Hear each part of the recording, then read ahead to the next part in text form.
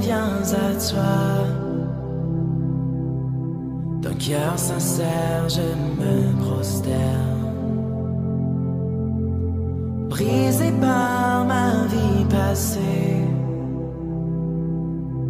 Saint-Esprit, viens restaurer. C'est ta bonté qui mène à la repentance, vers le cœur de Dieu, ton cœur, oh Dieu.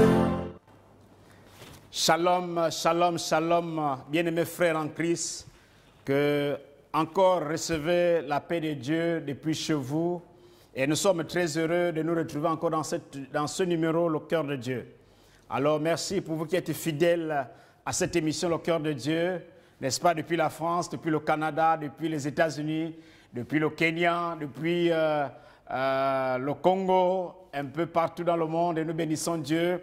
Nous lisons vos messages, vos encouragements, et nous sommes très heureux parce que ça nous encourage à comprendre qu'il y a les gens qui ont encore le cœur de Dieu. Et nous voulons que vous portez le cœur de Dieu pour voir le monde changer. Et surtout en cette période de crise, nous avons besoin des hommes et des femmes qui ont le cœur de Dieu pour que vraiment qu'il y ait la transformation, n'est-ce pas, radicale du monde. Alors nous voulons prier le Seigneur pour commencer ces moments. Nous te bénissons, Père, pour cette occasion. Merci pour la grâce que tu nous accordes. Merci pour le Saint-Esprit. Merci pour Jésus qui règne en cet endroit. Merci encore pour cette émission, Le Cœur de Dieu, pour ce numéro. Père, nous prions que tu nous conduises et nous diriges dans la force de ton esprit. Seigneur, sers-toi de mes manquements, de mes membres, Seigneur, afin de communiquer ta parole avec exactitude. Je prie que l'Esprit de Dieu soit au contrôle de toutes choses et nous anime, Seigneur, d'un zèle particulier. Père, souviens-toi de tous ceux que nous suivons dans le monde, afin qu'ils soient impactés par ta parole. Reçois grâce sur grâce au nom de Jésus. Amen. Alors, la semaine dernière, nous avons vu Jésus est notre Sauveur.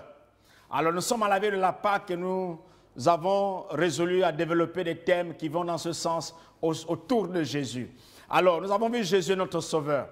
Et aujourd'hui, dans cette émission, nous allons voir Jésus est notre sanctificateur. Alléluia. Jésus est notre sanctificateur. Nous allons tirer notre prédication dans le livre de Lévitique, le chapitre 19, le verset 2, que je vais devoir lire avec vous. Lévitique, le chapitre 19, le verset 2, que je vais devoir lire, n'est-ce pas, avec vous. Le Seigneur dit à Moïse de donner à toute la communauté d'Israël les enseignements suivants. Soyez saints parce que je suis saint, moi le Seigneur votre Dieu. Est-ce que quelqu'un peut dire Amen? Alors quand un peuple saint pour un Dieu saint, alléluia. Alors, si nous sommes le peuple de Dieu, nous devons être comme Dieu, parce que Dieu, il est saint et nous devons être saints. Il dit, soyez saints parce que je suis saint, moi le Seigneur. Alléluia. Un peuple saint pour un Dieu saint. Alors Dieu commande à Moïse cette ordonnance, n'est-ce pas, d'être saint. N'est-ce pas, parce que lui, il est saint, l'Éternel Dieu. Et nous retrouvons ces mots dans le livre de Matthieu, prononcés par Jésus, à Matthieu 5, le verset 48. N'est-ce pas, le sermon sur la montagne, sur les béatitudes. 5, le verset 48, nous voyons ce qui est écrit dans ce texte. Soyez donc parfaits comme votre Père céleste est parfait. Alors vous comprenez, c'est un encouragement, c'est un commandement. C'est un commandement, c'est non négociable. Soyez saints, n'est-ce pas? Soyez parfaits comme votre Père céleste est parfait. Alléluia. Et ça ne s'arrête pas là. Pierre aussi, n'est-ce pas, dit presque la même chose dans 1 Pierre, le chapitre 1, les versets 15 à 16. 1 Pierre, le chapitre 1, les versets 15 à 16 que nous allons, n'est-ce pas, pouvoir lire pour nous aider à bien comprendre ce que nous voulons dire.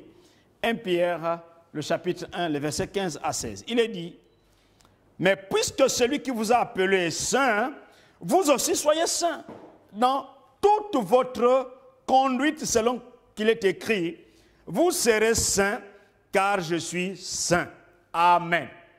Vous serez saints, alléluia, vous serez saints car je suis saint. Il dit, soyez saints dans toute votre conduite selon qu'il est écrit, vous serez saints car je suis saint. Et là, c'est une exhortation, n'est-ce pas, ça nous encourage. Et c'est un commandement à être saint. Alors, puisque Dieu est saint, il désire que nous puissions aussi être saints. Alléluia. Nous qui sommes créés à son image. Nous sommes créés à l'image de Dieu. Nous sommes adoptés dans sa famille.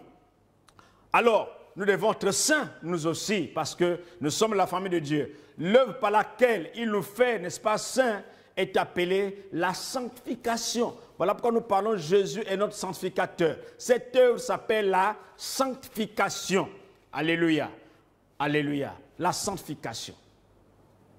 La sanctification. C'est un terme, n'est-ce pas, important pour le chrétien, sinon pour le christianisme d'aujourd'hui.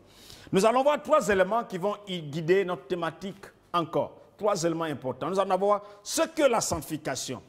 La sanctification est l'œuvre progressive, n'est-ce pas, de Dieu. La sanctification est l'œuvre progressive de Dieu. Et cela exige notre participation responsable. Donc l'homme a une participation responsable dans la sanctification par laquelle il nous délivre de la pollution du péché, par laquelle il forme en nous la ressemblance à Christ. C'est par la sanctification. Et nous rend capables de vivre une vie qui lui plaît. C'est par la sanctification.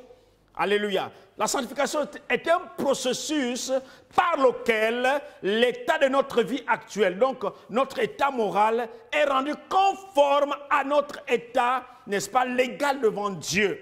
C'est la sanctification, n'est-ce pas, c'est la continuation de ce qui a commencé par la régénération lorsque la nouvelle naissance a été, n'est-ce pas, la nouvelle vie a été donnée aux croyants. Lorsque nous avons ouvert notre cœur au Seigneur. Donc ça devient non négociable. Le mot sanctification et les différents thèmes. C'est-à-dire que le mot sanctification a des racines, a la même racine que sainteté, même racine que saint, a la même racine que sanctifié. Donc ça revient constamment dans le Nouveau Testament. Donc leur usage est assez divers. Leur usage est assez divers. Mais il y a un homme, un théologien qui Thyssen, qu'on appelle Thyssen, il discerne 3 sens différents pour le verbe sanctifier.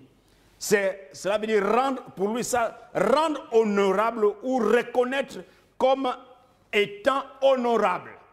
Alors, pour lui, la sanctification, c'est rendre honorable ou reconnaître étant honorable. Pour lui, selon ce sens que donnent ces mots, c'est séparer des choses profanes. C'est séparer des choses profanes et se consacrer à Dieu. C'est ça la sanctification. Et il termine, dit, la sanctification signifie purifier. Purifier. Et ce sont les termes que ces mots donnent. Donc, c'est ce mot-là que, n'est-ce pas, ces termes donnent. C'est purifier. Donc, on se sépare pour un usage spécial, n'est-ce pas, c'est consacré à un but particulier. On se sépare de ce qui est mauvais pour se consacrer, n'est-ce pas, à Dieu. Sinon, pour se consacrer à quelque chose de particulier. Et vous voyez dans l'Ancien Testament, nous voyons par exemple que le lieu très saint, c'était consacré. Ces lieux très saints étaient consacrés. Nous avons les vêtements d'Aaron. Les vêtements d'Aaron étaient consacrés. Alors le jour du sabbat, c'était un jour aussi consacré. Les sacrificateurs et les lévites étaient mis aussi à part, n'est-ce pas, et consacrés à Dieu. Donc c'était des hommes mis à part, consacrés à Dieu. Ceci implique la séparation de tout ce qui est impur. C'est-à-dire quand quelque chose est pour l'usage de Dieu, ça doit se séparer de tout ce qui est impur pour se consacrer, n'est-ce pas, à Dieu. Donc dans ce sens, on pourrait dire simplement que la sanctification veut dire qu'on appartient au Seigneur, qu'on appartient à Dieu. Alléluia. Qu'on appartient à Dieu. Si on se considère comme le sacrificateur, comme les Lévites, ils étaient mis à part, ils étaient consacrés à Dieu pour un service perpétuel. Alors nous sommes aussi les sacrificateurs de la nouvelle alliance. Donc nous appartenons au Seigneur. Selon ce que 1 Pierre 2, 9 dit. Nous sommes un sacerdoce royal. Bien-aimés frères, donc nous appartenons à Dieu, nous sommes sanctifiés, nous sommes mis à part pour Dieu. Donc le chrétien est mis à part pour Dieu. Donc sa vie, son corps tout entier est consacré à Dieu. N'est pas le temple des démons, n'est pas le temple du péché, n'est pas le temple du mal, mais c'est le temple de Dieu. Est-ce que quelqu'un peut dire Amen? Jésus est notre sanctificateur. C'est Jésus qui nous a rendus sanctifiés. C'est Jésus qui nous a rendus purs par le sang de l'agneau. Alléluia. Alléluia. Donc, c'est dans ce sens que la sanctification est quelque chose qui a lieu au début, n'est-ce pas, de la vie chrétienne. C'est au début de la vie chrétienne que la sanctification rentre en jeu. Au moment de la conversion, au moment de notre régénération, au moment de notre justification. C'est ainsi que les chrétiens sont appelés des saints. Alléluia. Des saints. Tu es une sainte, tu es un saint. Alléluia. Même si leur vie est encore loin de la perfection, mais il est saint. Dès lors, n'est-ce pas, il est rentré dans le saint sacerdoce, il s'appelle le saint. L'autre sens de la sanctification est la bonté morale, la perfection. Ce sens du terme souligne que les croyants ne sont pas seulement mis à part ou qu'ils appartiennent à Christ, mais ils sont censés se comporter en conséquence. Alléluia. Ils doivent vivre des vies de pureté et de bonté. Ils ne doivent pas vivre n'importe comment, ils doivent vivre une vie particulière. Quand on le regarde, on a envie d'être comme eux, parce qu'ils ont une vie particulière. Alléluia. Amen. Alors, l'autre élément que nous voulons voir dans la sanctification, nous allons voir les 3 phases de la sanctification, pour nous situer. Les 3 phases de la sanctification. Bien aimés frères, c'est un thème important, n'est-ce pas, pour notre foi, pour notre vie chrétienne, pour notre salut. Les 3 phases de sanctification. Comme nous venons de le dire, la sanctification est un processus. Dans ce processus, nous pouvons discerner 3 différentes étapes de la sanctification. Il y a l'acte initial de la sanctification, n'est-ce pas? Ce qu'on appelle la sanctification positionnelle. Positionnelle. C'est le croyant, il est sanctifié, le croyant est mis à part. C'est-à-dire que le croyant est dans la position d'être appelé enfant de Dieu. Tu es dans la position, c'est-à-dire que tu fais partie des enfants des élus de Dieu. C'est la sanctification positionnelle. Le croyant est sanctifié en Christ. Il y a un processus dans le cadre de la sanctification, c'est-à-dire la sanctification progressive qui continue durant toute la vie. Et il y a l'achèvement de la sanctification lorsque nous verrons Christ face à face. Les 3 dimensions de la sanctification. Est-ce que quelqu'un peut dire Amen? Alléluia. Les amis, écoutez bien parce que notre marche chrétienne est loin d'être finie sur la terre, parce que nous avons encore des choses à faire. Alors, la première sanctification, c'est la sanctification positionnelle. La sanctification positionnelle, c'est là où l'homme, n'est-ce pas, prend la résolution d'inviter Jésus-Christ dans sa vie comme son Seigneur et son Sauveur personnel. C'est là où l'enfant de Dieu est convaincu dans son cœur qu'il est sauvé, qu'il est né de nouveau. Et lorsque il est régénéré, il est devenu une nouvelle créature, à ce moment, la sanctification positionnelle se produit, n'est-ce pas, aussi au même moment. Donc, dans cette optique, qu'il y a plusieurs passages, n'est-ce pas, qui parlent de la sanctification comme un événement qui s'est produit dans le passé. Exemple, 1 Corinthiens, que nous voulons lire, 1 Corinthiens, le chapitre 6, 1 Corinthiens, le chapitre 6, le verset 11. Écoutez ce que ça nous dit. 1 Corinthiens, le chapitre 6, le verset 11, nous dit ceci. Et c'est là que vous étiez quelques-uns de vous. Mais vous avez été lavés. Mais vous avez été sanctifiés. Mais vous avez été justifiés au nom du Seigneur Jésus-Christ et par l'Esprit de notre Dieu. Alors, si nous pouvons commencer un peu plus haut pour bien comprendre le contexte. Mais c'est, après du verset à partir du verset 9, ne savez-vous pas que les injustes n'hériteront point le royaume de Dieu? Ne vous y trompez pas, ni les impudiques, ni les idolâtres, ni les adultères, ni les efféminés, ni les infâmes, ni les voleurs, ni les cupides, ni les ivrognes, ni les outrageux, ni les ravisseurs n'hériteront le royaume de Dieu. Et c'est à cela que vous avez été, c'est à cela ce que vous aviez, excusez-moi, vous étiez, quelques-uns de vous, vous étiez comme ça, quelques-uns de vous, vous étiez des idolâtres, des menteurs, des mécrieux.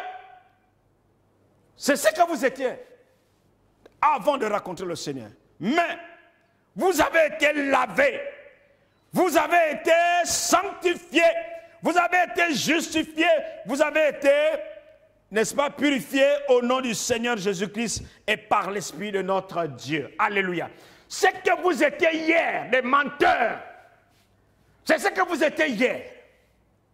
Mais aujourd'hui, vous avez été justifiés, vous avez été sanctifiés, c'est-à-dire que vous avez une position de saint. Et si quelqu'un peut dire Amen. Vous êtes devenus de nouvelles créatures en Jésus. Donc vous méritez la position de saint.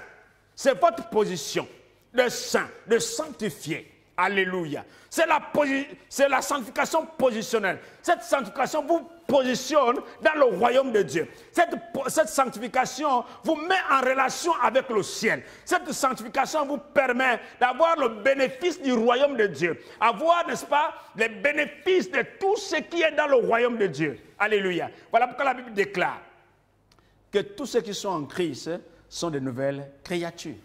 Et c'est quelqu'un qui m'entend. Alléluia. Alléluia. Vous êtes en Christ, vous êtes devenus de nouvelles créatures. Et vous êtes, Dieu met à votre disposition toutes les bénédictions du royaume de Dieu. Comme nous l'avons vu la dernière fois, l'une des bénédictions du royaume de Dieu, c'est le pardon des péchés. Donc vous rendez la position d'être enfant de Dieu. Cette sanctification initiale de la sanctification implique une rupture de la puissance du péché, de sorte que le croyant n'est plus dominé par le péché. Vous n'êtes plus sous le poids de la condamnation. Vous n'êtes plus sous le joug de la domination satanique. Parce que vous avez une position céleste. Et c'est ce que peut dire Amen. Le péché n'est plus maître de votre vie. Alléluia. Le péché n'est plus maître de votre vie. Parce que le Saint-Esprit vient en vous, habite à vous. C'est lui qui vous guide. C'est lui qui vous conduit maintenant. Le pouvoir, n'est-ce pas, du péché n'est plus sur vous. Alléluia. Le pouvoir de ne plus céder aux tentations, n'est-ce pas, vous aide, n'est-ce pas, ce pouvoir vous amène par le Saint-Esprit à surmonter toute œuvre de tentation autour de vous. Alléluia.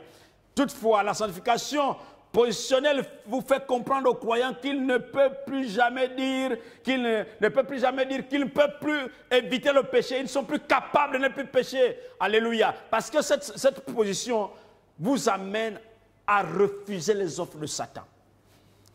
Cette position vous amène à refuser tout ce que Satan va mettre devant vous. Parce que vous avez l'Esprit de Dieu en vous qui vous aide maintenant à discerner le bien et le mal. L'Esprit de Dieu vous aide maintenant à comprendre que vous n'êtes plus obligé de pécher parce que l'Esprit de Dieu travaille maintenant en vous. Alléluia. Vous ne pouvez plus céder à la tentation. Alléluia. Donc vous n'avez plus de dire que non, je ne suis plus capable de triompher de ce péché. Non, j'ai toujours été comme ça, je ne serai toujours comme ça. Non, non, non, non. Les amis, en ce moment, Dieu est dans votre vie. Votre position vous amène à refuser toutes les offres de Satan. Cette position vous amène à crucifier la chair et ses désirs. Cette position vous amène, n'est-ce pas, à être combatif, n'est-ce pas, parce que vous avez une position céleste. Vous avez une position du royaume de Dieu et cette position vous pousse, n'est-ce pas, à faire ce qui est juste, à plaire à Dieu. Alléluia. Le croyant n'est plus esclave du péché, mais esclave de la justice de Dieu. Vous êtes esclave de la justice de Dieu, le déclare Romains 6, 17. Romains 6, 17 le déclare. Il dit ceci, permettez-moi de lire ce verset. Il dit, mais grâce soit rendue à Dieu de ce qu'après avoir été esclave du péché, vous avez obéi de cœur à la règle de la doctrine dans laquelle vous avez été instruit. Alléluia. Tu es instruit maintenant. Tu es dans une règle, tu es dans une norme. Maintenant, tu dois suivre cette norme pour te permettre de vaincre tous tes adversaires. Et si quelqu'un peut dire Amen. Alléluia. La sanctification progressive. Et cette sanctification nous la trouvons dans Éphésiens, le chapitre, il y a plusieurs passages, mais j'ai sélectionné tout simplement ce passage-là, Éphésiens, le chapitre 5, le verset 8, tout simplement. Éphésiens 5, 8 nous dit, c'est ce qui suit. Autrefois, vous étiez ténèbres et maintenant vous êtes lumière dans le Seigneur. Marchez comme des enfants de lumière. Il dit, autrefois, vous étiez ténèbres. Autrefois, vous étiez mauvais, vous étiez méchants. Alléluia. Vous savez ce que vous étiez. Et maintenant, vous êtes lumière. Vous êtes lumière maintenant. Alléluia. Dans le Seigneur. Alors, marchez comme des enfants de lumière. C'est la sanctification progressive, la sanctification pratique, la sanctification permanente. Un enfant de Dieu doit vivre dans une vie de sanctification permanente. Il doit veiller sur sa vie, sur sa façon d'être, sur sa façon de manger, sur sa façon de marcher, sur sa façon de regarder, sur sa façon d'entendre, sur sa façon de faire. Toutes les actes qu'il pose, n'est-ce pas, doivent conduire à la sanctification qui plaise à Dieu. Alléluia. Alléluia. Est une affaire de devenir ce que nous sommes. La sanctification progressive est une affaire de devenir ce que nous sommes. Alléluia. C'est ce que nous voyons, n'est-ce pas? C'est ce que nous sommes, ce que Dieu veut que nous soyons. On doit vivre dans la sanctification. Un enfant de Dieu doit vivre dans la sanctification. C'est vrai que nous avons une position en Christ. Nous sommes appelés des saints. Mais dans notre marche quotidienne, nous ne devons plus marcher comme des gens qui n'ont pas Dieu. Nous ne devons plus marcher comme des gens qui ne connaissent pas Dieu. Maintenant, comme des gens qui connaissent Dieu. Parce que c'est un royaume. Et ce royaume a des règles. Mais nous devons marcher selon les règles de ce royaume. Donc chaque jour, on doit veiller. On doit veiller dans notre marche spirituelle. On doit faire en sorte que Satan n'ait point, n'est-ce pas, d'ombre à nous accuser. Il n'y a pas quelque chose qui puisse nous accuser afin de nous attirer, n'est-ce pas, encore vers lui. Tout simplement, nous devons veiller à notre vie de sanctification. Alléluia. Alléluia. Alléluia. Alléluia. Romains 6, 19 nous dit quoi? Romains 6, 19 dit ceci. Je parle la manière des hommes à cause de la faiblesse de votre chair. De même donc, vous avez livré vos membres comme esclaves à l'impurité et à l'iniquité pour arriver à l'iniquité. Ainsi maintenant, livrez vos membres comme esclaves à la justice pour arriver à la sainteté. Livrez maintenant vos membres à la justice pour arriver à la sainteté, bien-aimés frères. Donc, autrefois, vos membres étaient l'objet, n'est-ce pas, de péché. Objet, n'est-ce pas, de livrer vos corps à Satan, au plaisir de ce monde. Maintenant, là, vos membres doivent être livrés à la sainteté. Donc, vous devez veiller avec tout ce que vous faites, parce que Dieu, n'est-ce pas, est maintenant votre guide et votre maître. Après avoir parlé, l'apôtre Paul, ici, n'est-ce pas, nous amène à comprendre un peu cette vérité fondamentale pour que nous puissions comprendre que nous appartenons à Christ. Alléluia. Donc, nous avons livré vos membres comme esclaves à l'impurité, à l'iniquité. Donc, pour arriver maintenant à l'iniquité, maintenant, nous devons maintenant offrir nos membres, n'est-ce pas, à la justice, à la sainteté. Alléluia. Et c'est important. Et là, nous allons comprendre que Dieu nous aime. Dieu nous aime, les amis. Donc, il nous a appelés. Il est notre sanctificateur. Il nous a donné une position d'enfant de Dieu. Et il nous demande maintenant de vivre la vie du royaume. C'est ça la sainteté. Vivre maintenant la vie du royaume. Ce n'est pas parce que nous sommes appelés, nous sommes des saints, que nous allons toujours marcher dans la vie de débauche, dans la vie, n'est-ce pas, qui ne glorifie pas. Non, nous laissons la vie de l'ancien royaume, le royaume des ténèbres. Maintenant, nous menons la vie, n'est-ce pas, du royaume de Dieu. Et ça, quelqu'un m'entend. Ça, c'est la sanctification pratique. Notre vie de tous les jours. Les amis, il faut se détacher. Si vous voulez voir la gloire de Dieu se répandre sur vos vies, si vous voulez voir la manifestation de Dieu dans vos vies, vous avez besoin de marcher, vivre une vie de sainteté pratique, une vie de sainteté continuée. Regardez Abraham, quand Dieu appelle Abraham, il lui demande de quitter son environnement familial. Et quand il quitte de là, Dieu lui fait la promesse. Et quand il arrive avec l'autre, quand il se sépare de l'autre, Dieu confirme encore ce qu'il lui avait dit.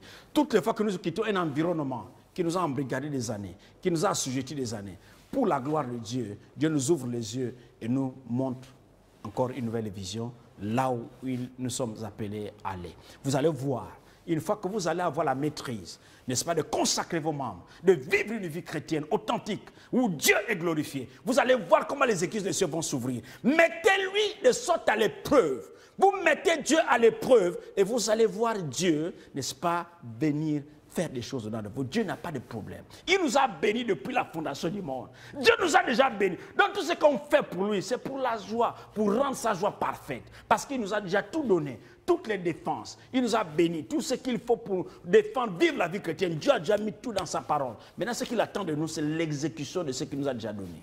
Je me suis dit que quelqu'un devait dire Amen. Alléluia. Et c'est ce que Dieu attend de nous, c'est de mettre en pratique la parole de Dieu. Pour terminer, la sanctification complète. Alors, la sanctification complète, nous la trouvons, n'est-ce pas, dans le livre. Il y a plusieurs passages. Bien, nous avons sélectionné 1 Corinthiens 15, 58. 1 Corinthiens 15, 58 nous dit « Ainsi, mes frères bien-aimés, soyez fermes, inébranlables, travaillant de mieux en mieux à l'œuvre du Seigneur, sachant que votre travail ne sera pas vain dans le Seigneur. » Travaillant de mieux en mieux à l'œuvre du Seigneur, sachant que votre travail ne sera pas vain dans le Seigneur. C'est pour dire que ce que vous êtes en train de faire aujourd'hui, maintenant, vous aurez une récompense dans le Seigneur. C'est comme un ouvrier qui travaille, là, il attend un salaire à la fin du mois. Et c'est ça. C'est-à-dire que notre travail, tout ce que nous faisons, les actions que nous posons, c'est vrai que nous sommes sauvés, mais nous allons être récompensés par nos œuvres. Et la Bible déclare, la foi sans les œuvres est morte. Donc vos foi, vos œuvres, votre foi doit parler, n'est-ce pas, doit parler avec les œuvres. Et là, et Dieu dit que ce que nous sommes en train de faire, la Bible déclare que ce que nous sommes en train de faire maintenant, notre travail ne sera pas vain, parce qu'il y aura des récompenses dans le ciel. Donc ici, la sanctification complète, c'est quand nous allons voir Dieu face à face, quand nous allons voir Jésus-Christ, yeux dans les yeux, nous serons dans sa présence. Et là, nous allons dire que nous sommes dans une sanctification complète. Tant que nous sommes dans ce monde, nous sommes en train de lutter. Nous sommes en train de lutter avec le monde, avec le péché, avec son environnement, n'est-ce pas, pollué. Mais quand nous allons être face à face, il n'y aura ni deuil, ni douleur, ni larmes, ni amertume. Tout le mal va partir va être changé et nous serons dans la présence de Dieu, n'est-ce pas, un royaume qui n'aura ni deuil ni douleur. Alléluia. C'est pourquoi la sanctification sera complète qu'après cette vie terrestre. Allez, lorsque nous serons sauvés dans la présence même de Dieu, dans la présence de Dieu, déjà notre état intermédiaire, ceci sera accompli, mais l'achèvement total doit, n'est-ce pas, attendre la résurrection de notre corps. Alléluia. Il y aura un nouveau ciel, nouvelle terre. Donc nous allons vivre dans la présence, dans la gloire de Dieu. Et là, c'est la sanctification complète, la sanctification totale, la sanctification définitive. Donc nous allons être dans la présence de Dieu. 3 sanctifications. La sanctification de position. Cette sanctification nous met en relation, en communion avec Dieu. Nous permet d'être présents dans le royaume de Dieu. Deuxième sanctification pratique nous permet de vivre la vie du royaume étant sur la terre. Troisième sanctification, c'est la sanctification, n'est-ce pas, définitive, la sanctification complète quand nous serons dans la présence de Dieu. Alors, bien-aimés frères, il est temps de vivre une vie de sanctification, une vie de communion et de sanctification avec notre Seigneur. Voilà pourquoi, bien-aimés frères, Jésus est celui qui nous sauve. Nous avons vu la semaine dernière que Jésus nous sauve. Et là, nous voyons que Jésus est celui qui nous sanctifie. Cela, n'est-ce pas, ne se trouve en aucun autre, si ce n'est qu'en Jésus. Et si Jésus prend la place centrale dans votre vie, alors nous pourrons chaque jour progresser. Nous allons progresser dans notre salut, dans notre sanctification de tous les jours. Alors la question que je veux nous poser est simple. Qu'est-ce qui occupe la place centrale dans ta vie? Qu'est-ce qui occupe la place centrale dans ta vie? Je veux que tu répondes à cette question. Est-ce que Jésus est au centre de ta vie? Est-ce que Jésus est au centre de ta vie? Qu'est-ce qui occupe la place centrale dans ta vie? Alors que Dieu nous bénisse. Je vais prier pour vous. Je vais prier pour vous. Père, merci pour ta grâce. Merci pour ton règne, ta fidélité, ton amour, ta volonté de nous bénir. C'est de merci de toucher un cœur. Merci de rendre la vie de la sanctification possible dans les cœurs. Dans les vies, Seigneur. Ceux qui se battent avec le péché, ceux qui se battent avec le monde, qu'ils soient libérés. Je te libère du monde, je te libère du péché, je te libère de Satan et ses démons dans le nom de Jésus. Je te libère des forces occultes qui te tiennent captif au nom de Jésus. Je rends la sanctification possible dans ta vie. Je rends la sanctification de position possible, la sanctification pratique possible pour nous attendre à la sanctification, n'est-ce pas, éternelle avec Dieu dans la présence de Dieu. Alors que Dieu nous bénisse dans le nom de Jésus. Amen.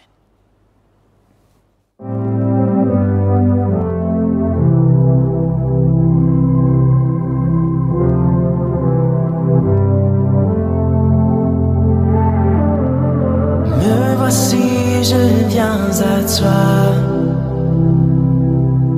D'un cœur sincère, je me prosterne.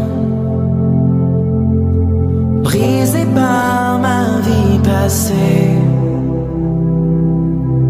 Saint-Esprit, viens rester.